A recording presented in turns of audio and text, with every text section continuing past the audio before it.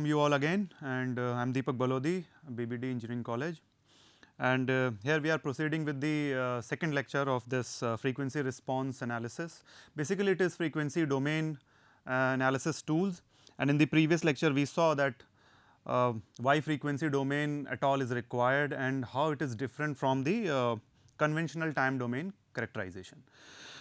तो आज का लेक्चर का हमारा जो मेन टारगेट होगा, जो कंटेंट है वो है समरी, जो भी पिछला हम लोगों ने कैचअप किया है उसको पूरा वाइंड अप करेंगे कि क्या क्या हम लोग डिफरेंट चीज़ें कर सकते हैं फ्रीक्वेंसी डोमेन टूल्स के साथ। इसके अलावा frequency response, this will be the major target of this topic to today's lectures, and frequency response characterization of first order and second order systems, दोनों एक एक करके। हालांकि हमारा मेजर फोकस जो होगा वो सेकेंड ऑर्डर सिस्टम के लिए है, उसके बारे में बात करेंगे ऐसा क्यों, और फिर देखेंगे कि कुछ इंपॉर्टेंट पैरामीटर जो सेकेंड ऑर्डर सिस्टम के हैं वो कैसे एक बहुत इंपॉर्टेंट रोल प्ले करते हैं frequency domain characterization as well as to establish the correlation between frequency domain to time domain view. So okay, this is the summary of the previous lecture. ये पिछले लेक्चर की summary है जो हम लोगों ने देखा कि एन LTI सिस्टम एक लीनियर सिस्टम जिसको कि हम लोग टाइम और फ्रीक्वेंसी डोमेन दोनों में कैरेक्टराइज कर सकते हैं, पर फ्रीक्वेंसी डोमेन में होने के चलते हम कई इंपॉर्टेंट बिहेवियर देख सकते हैं, उसमें से खास तौर पे steady state behaviour. So the frequency domain view is generally proceeded with to obtain the steady state frequency response characteristic. तो दो मेजर यहाँ पे हम देख सकते हैं कि दो मेजर बेनिफिट्स हम ले सकते हैं, दो मेजर डायरेक्शंस में हम इसको यूज़ कर सकते हैं। The first one is obviously the general frequency response. The term frequency response is the target of this today's lecture, but this type of analysis is generally preferred in electronic circuits like amplifiers, filters and etc., various other analysis circuits, whether other circuits जहाँ पे हमें generally देखना है कि frequency selective phenomena क्या है, system के अंदर डिफरेंट फ्रीक्वेंसी को डिफरेंट तरीके से टैकल करने का कैरेक्टर है, तब हमारे लिए इस तरह का व्यू फ्रीक्वेंसी रिस्पॉन्स व्यू ज़्यादा इंपॉर्टेंट हो जाता है। जबकि एक इंपॉर्टेंट कंट्रोल सिस्टम के पॉइंट ऑफ व्यू से हमारे लिए स्टेबिलिटी एनालिसिस भी इंपॉर्टेंट है।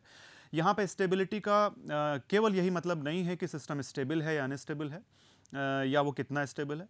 The stability word in itself actually is little bit ambiguous. Actually it has also a correlation, direct correlation with the transient characterization of the system. तो वो हम लोग आगे अभी देखेंगे इसमें किस तरह से। सो this is the major frequency response analysis, the major target or objective of the today's lecture, but let us have a quick view of the stability analysis। दो तरह से mainly हो सकती है, frequency domain में रह के या time domain में रह के। Today's lecture is obviously devoted for the frequency domain view. So for frequency domain we have again two strong methods. One is the plot of GSHS, यानी इसको हम लोग OLTF या open loop transfer function भी कहते हैं। We all know from this topology of a closed loop system, G, where G is the forward path gain and H is the feedback gain of our negative feedback system. So in this we all know that in order to investigate the analysis of this complete box, इस complete block की जो analysis है TS, उसमें we know that this comes like this. I'm not writing S को हर बार हम नहीं लिख रहे हैं, just to have a shortcut view। तो इस पूरी सिस्टम की एनालिसिस को चेक करने के लिए हमें पूरे ट्रांसफर फंक्शन की ज़रूरत नहीं है, because the denominator roots which are also known as poles are the important criteria to describe the stability analysis of a system. So therefore we can only restrict our self to analyze the denominator, and hence the GSHS, sometimes I'm also writing it GH, but it is basically GSHS is equals to -1 is actually an important criteria, और एक boundary criteria है जिसके behalf पे हम ये check करते हैं कि सिस्टम स्टेबल है और कितना ज़्यादा स्टेबल है। सो प्लीज़ रिमेंबर, ये कन्फ्यूज़न बहुत आगे तक कैरी ऑन होता है कई बार स्टूडेंट्स के दिमाग में कि हम GSHS को एनालाइज करके GSHS या OLTF की स्टेबिलिटी एनालिसिस नहीं कर रहे हैं, we are basically performing the stability analysis of the complete close loop system which is made up of OLTF GSHS। तो इस पूरे कंप्लीट सिस्टम की ही हमें फ्रीक्वेंसी रिस्पॉन्स एनालिसिस करनी है और इस पूरे कंप्लीट सिस्टम की ही हमें स्टेबिलिटी एनालिसिस करनी है। बट फॉर स्टेबिलिटी एनालिसिस हम पूरा लेके ना चलें, केवल अगर हम डिनोमिनेटर यानी GSHS को ही लेके चलते हैं, then also we can completely obtain the stability analysis of a system. Okay, so that is why there are two methods in stability analysis. One is to plot completely GSHS versus S, जो कि Nyquist criteria है, ज़्यादा detail बात हम आगे करेंगे इसके बारे में। लेकिन जाहिर सी बात है, the S all because it comprises of two variables, two independent variables, that too. Sigma is also independent of omega, और इसकी चलते यहाँ पे इनपुट में ही दो वेरिएबल्स हो जाते हैं और इनपुट के सारे केसेस को इन्वॉल्व करने के लिए we have to devote a complete plane, a complete s plane at the input. तो फिर आउटपुट कहाँ प्लॉट करें, उसको हमें एक अलग प्लेन पे प्लॉट करना पड़ता है, and thereby we basically end up in doing the contour mapping. So to do this GSHS versus S is a little bit complicated task, क्योंकि इनपुट भी दो वेरिएबल हैं, sigma and omega, and output is also complex GSHS. So it's a detailed process, but the power of this analysis is the Nyquist criteria. This is also called Nyquist criteria. हालांकि ये नहीं है, केवल plot करना ही Nyquist criteria नहीं है, उसमें contour mapping और उसके बाद एनसर्किलमेंट्स ऑब्जर्व करना, वो डिटेल प्रोसेस आगे जो कि हमें देखना है। लेकिन इसकी अपनी पावर ये है Nyquist क्राइटेरिया की कि ये अनकंडीशनल है। आप किसी भी तरह के ट्रांसफर फंक्शन या किसी भी तरह के सिस्टम की स्टेबिलिटी एनालिसिस कर सकते हैं। The only limitation is that it doesn't tell you whether a system the extent of the stability, यानी सिस्टम स्टेबल है कि नहीं, हाँ या ना में आंसर जरूर आता है, लेकिन आपको ये नहीं पता लगता है कि सिस्टम कितना ज़्यादा स्टेबल है और अनस्टेबिलिटी से कितना दूर है, क्या ट्यून करें तो थोड़ा स्टेबल हो जाए। तो there are certain limitations with this, but the power is that it is unconditional method, हमेशा एप्लीकेबल है। Whereas the another method, जो कि दूसरा हमारे पास इंपॉर्टेंट मेथड है, जब हम S को केवल j ओमेगा लिख सकते हैं, that means we are ignoring sigma. और in the previous lecture we saw that why when did we do that, हम ऐसा क्यों कर सकते थे और क्यों करते हैं। उसका प्राइमरी रीजन है that whenever we only encounter the steady state sinusoidals at the input, we are not interested in the exponential or gradually rising or falling signals, we are only interested in the periodic frequencies. Then the complex frequency proves to be little bit complicated, we can only restrict ourselves to be to up to the j omega. तो sinusoidal transfer function को अगर हम लेके चलें, तब हमारे पास दो method बनते हैं जो कि पोलर एंड बोर्ड प्लॉट हैं, जिसमें कि पोलर प्लॉट पे we have to have a complete plane of G और एच को एक कंप्लीट प्लेन पे हमें प्लॉट करना है, रियल और इमेजिनरी पार्ट को रेक्टेंगुलर फॉर्मेट में, जैसा कि हमें पता है एक कॉम्प्लेक्स नंबर को हम रेक्टेंगुलर और पोलर दो तरह के फॉर्मेट में प्लॉट कर सकते हैं। तो वो दोनों ही फॉर्मेट यहाँ पे यूज़ किए जाते हैं, इमेजिनरी और रियल पार्ट को यूज़ करते हुए। जबकि बोर्ड प्लॉट में हम मैग्नीट्यूड वर्सेस ओमेगा और फेज वर्सेस ओमेगा अलग अलग प्लॉट करते हैं, और अमूमन वो लॉगरिथमिक स्केल पे प्लॉट करते हैं, उसके अपने फ़ायदे अपने कुछ बेनिफिट्स हैं, वो भी हम लोग बोर्ड प्लॉट की लेक्चर में उस पर बात करेंगे। सो आगे बढ़ते हैं, और अगर हम देखें जनरल फ्रीक्वेंसी रिस्पॉन्स ये क्या है, इसका क्या मतलब है, तो यहाँ पे जैसा कि हमने पिछले क्लास में भी जिक्र किया, इसकी बात हुई थी, और यहाँ पे हम फिर से देख पा रहे हैं कि कोई भी सिस्टम पे इनपुट आने के बाद output is a scaled version of the magnitude of the transfer function. तो इसको हम थोड़ा सा इलैबोरेट करते हैं यहाँ पे, that we have a transfer function let say T omega, जहाँ पे हमने टी एस में S is equals to j omega रखा है, then it becomes T J omega. In short हम कई बार उसको सिर्फ टी ओमेगा भी लिख दे रहे हैं, शॉर्टकट में चलता है। So let us suppose we have a input AI sine omega I into t, जो कि इनपुट है, omega is the input frequency, AI is the input amplitude, and output is A naught sine omega I t plus phi. तो जाहिर सी बात है input उसका amplitude process हुआ, उसका फेज प्रोसेस हुआ और इस तरह का हमको कुछ आउटपुट मिला. Then we know that A naught is nothing but ai into the magnitude of t omega, whereas the phi additional angle जो ऐड हो गया इसमें, जनरली ये डिले होता है यानी माइनस के साथ ही आता है, बट अगर आप इसको इस तरह से लिखना चाहें, so this is angle of T omega. So that means the output signal will have two important properties. One is the magnitude, which is scaled by mod of the gain, and the phase of the gain. So therefore, mod of t omega versus omega and angle of t omega versus omega, this becomes a very very important criteria. यानी इनको plot करना हमारे लिए बहुत ज़रूरी हो जाता है.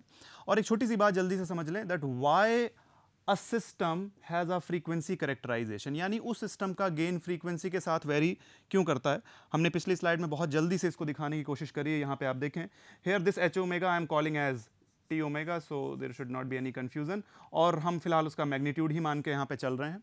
सो as we can see the magnitude most of this time the gain is very high and constant, but at a very very low frequency it falls, at a very very high frequency also it falls, and the primary reasons are listed. बहुत ही low frequencies electronic people know basically due to the coupling and various other effects, the low frequency gain generally falls, though it is not a very significant observation. In some direct coupled circuits you may not find a significant fall there, लेकिन high frequency falling, high frequency attenuation in the gain is very very relevant, and almost in every electronic circuit you will find this. जरूर होता है, और this is all due to the intrinsic internal parasitics of the system. उसके अंदर जो inductive और capacitive behaviour है. Micro electronic circuits में generally we talk of capacitive circuits, inductive behaviours are very less there. So therefore this type of picture of a gain is generally obtained for any electronic circuit कि low frequency पे भी gain कम है, high frequency पे भी कम है, mid frequency में कुछ अच्छा गेन है, यानी band pass filter type of character. तो ऐसा क्यों है, तो हम नेक्स्ट स्लाइड में इसकी बात कर ही रहे हैं कि generally any electronic circuit either involves R L C. अगर हम इलेक्ट्रिकल सर्किट्स की बात करें तो ये सिर्फ यहीं तक है, but if we talk of electronic circuit we also involve with these elements और दिस डायोड, यानी transistors and diode are also very much important integral part of a system. And due to this only this is a character resistance which is memoryless element, यानी केवल register ही एक ऐसा element है जिसकी वजह से कोई फ्रीक्वेंसी इन्वॉल्वमेंट नहीं आता है. Otherwise these two systems they have their impedances as 1 upon SC, and this is the for capacitor, for inductor it is SL. तो जैसा हम देख सकते हैं, the behavior of inductor and capacitor is frequency dependent and that is what which brings the frequency selectivity in a system. तो कोई भी system जो L और C से बनेगा उसमें फ्रीक्वेंसी करेक्टराइजेशन, उसके पास फ्रीक्वेंसी सिलेक्टिविटी होगी. कुछ फ्रीक्वेंसीज पे अलग बिहेव करेगा, कुछ फ्रीक्वेंसीज पे अलग बिहेव करेगा. And even if you try to avoid and you think yourself a master engineer and you think that I'll be making my circuits completely resistive, it's make no sense because then you won't be achieving any good electronic mechanism. तो आपने अगर transistor ही सिर्फ involve किया है, then you know that the transistor involves internal parasitics in the form of internal capacitors. That means in an electronic circuit we can not get rid of diode and transistors, and hence we cannot get rid of capacitive behaviors, and thereby any electronic circuit, especially even electrical circuit also, they show the frequency selectivity, यानी उसका gain, उन systems का gain अलग अलग frequencies पे अलग तरीके से बिहेव करता है. And that is why there is a need to plot the gain magnitude versus frequency and the phase versus frequency, और इसी प्लॉट को finally we call it as a frequency response analysis. And that is what is the target of today's lecture. So यही frequency response analysis के बारे में यहाँ बताया गया है, जैसा कि आप देख पा रहे हैं. सो जो आउटपुट सिग्नल हमारा यहाँ पे है, चूंकि वो थोड़ा फेज में शिफ्ट हो गया है, all due to the phi which is equals to the phase of the transfer function here. So this phi basically can be observed here like this. आप अगर देखें तो there is a phase delay between the peaks. तो दोनों के peak थोड़ा सा phase में advance हो गए. In fact, there we have mentioned also.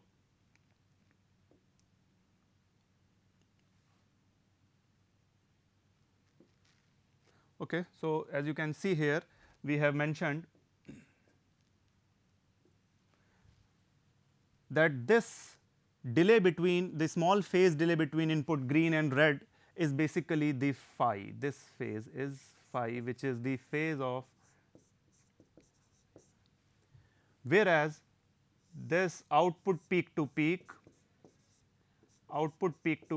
upon input peak to peak, I'm sorry, output is red one. So, you can reverse it, this is input peak to peak and output peak to peak, इनका जो ratio होगा वो gain का magnitude होगा. So you can have a very good picture from this slide. और जैसा कि हमने बात कर ही ली है, the final output amplitude is the multiplication of the gain of the magnitude of the gain of the system and the input magnitude. So now let us start one by one. The first order system, by saying first order, I suppose though you know the declaration and the nomenclature of orders, let me wind it up in a single sentence that a first order systems are generally who only involves a single memory storing element like a simple RC circuit or an LC circuit. I'm sorry, not LC, RL circuit. So this is an RC circuit, this is an LR circuit, and both involve only one energy storing element. Here we have a capacitor, sorry, here we have an inductor. So therefore these both are first order circuits. तो first order circuits में if you want to make its magnitude and phase, then this will end up in this type of transfer function, as we can you see.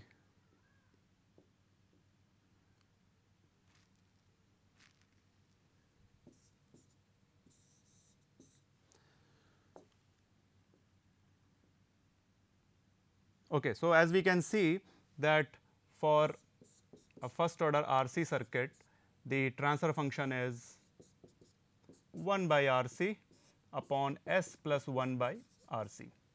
Similarly, for this type, for an RL circuit, both are I have drawn both in the low pass nature. You can also do the high pass nature. यानी shunt में capacitor है, series में inductor है. You can do the inverse of that. And similarly, in RL circuit also you can do the inverse of that. So in general we can write it K upon S plus tau. So K upon S plus tau is generally given as this. So okay, here we have shown tau there. So I'm sorry, not tau here. We have to show a pole P, and 1 by P you can call as tau. तो अगर हम इसको follow करें एक general first order system का transfer function, then you can see the magnitude of this would be this one. This is the this is the sinusoidal transfer function by keeping S is equals to j omega, and this is the magnitude of it, and this is the phase where the magnitude is written as this, the phase is written as this. और ये लिखना बहुत ही आसान होता है क्योंकि आप S की जगह पे j omega प्लेस करेंगे तो डिनोमिनेटर में एक रियल पार्ट है, इमेजिनरी पार्ट है, and from the very basic complex analysis, complex maths, we know that the magnitude is under root of the real square plus the imaginary part square. So with that we have written the magnitude, and similarly the phase of the denominator will be tan inverse imaginary part upon real part. और चूंकि वो जब ऊपर आएगा numerator में आने के बाद, so there will be a minus sign. So like that we generally write the magnitude and phase of a complex figure or a complex value. So if you try to plot these two, जैसा कि आप देख पाएंगे यहाँ पे, if omega tends to very high at this, omega tends to infinity.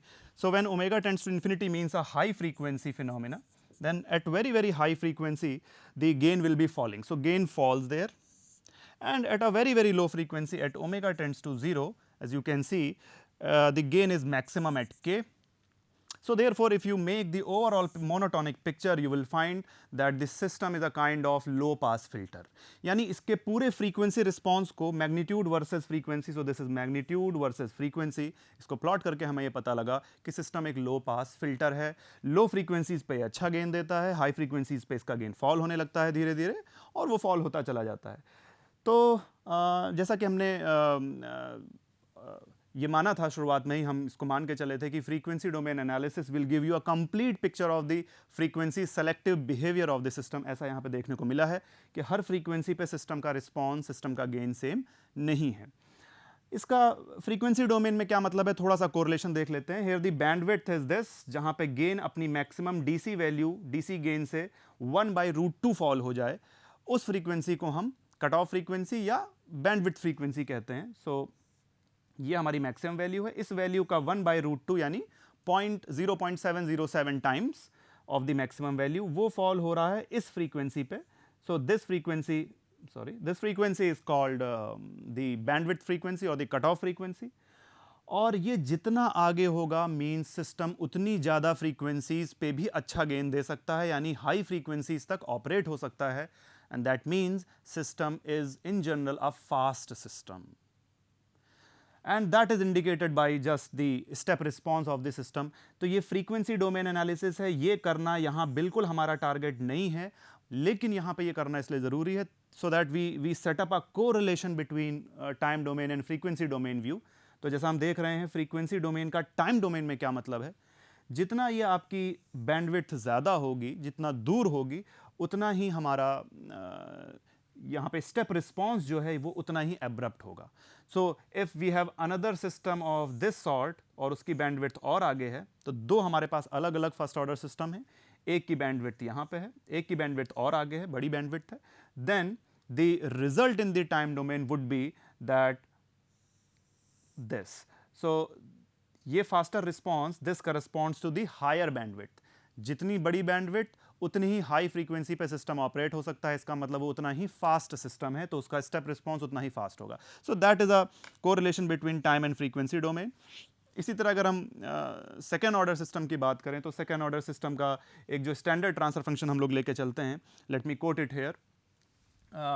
उसके लिए हम लोगों ने एक स्टैंडर्ड यूनिटी फीडबैक सिस्टम में we have omega n square upon s plus 2 zeta omega n, and this is employing a negative feedback, and this is a unity feedback. Generally unity feedback is simple, and in most of the practical electronic systems we encounter this type of unity feedback for a self corrective mechanism, and that's why we are showing it here.